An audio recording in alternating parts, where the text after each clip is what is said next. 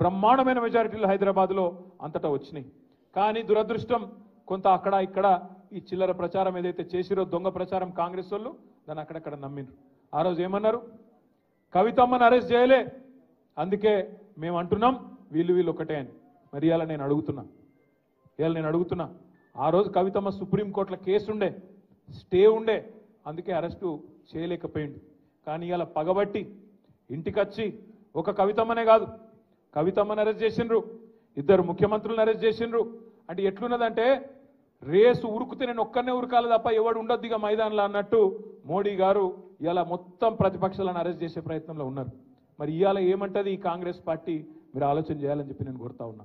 Phone tapping అవుతుంది అంటాడు, ఏడైతుందిరా భయ్ ఏమైతుంది బయట పెట్టంటే మనకు చెప్పాడు. యూట్యూబ్లకు లింకులు ఇస్తారు, యూట్యూబ్లకు మీడియాలకు లింకులు ఇచ్చి వీళ్ళ ఫోన్ ట్యాప్ అయింది, వాళ్ళ ఫోన్ ట్యాప్ అయింది, ఇదైపోయింది అదైపోయింది. చెయ్యి, నీ చేతులు ఉంది కదా అధికారం, ఏం చేస్తావు చెయ్యి, అద్దంటారు ఎవరన్నా. ఏమన్నా తప్పు జరిగితే విచారణ చేయి, మేము అద్దంటలేం కదా. ఎక్కడెక్కడ తప్పులు జరిగినో ఎవరు తప్పులు చేసినరో వాళ్ళ మీద చర్య తీసుకో.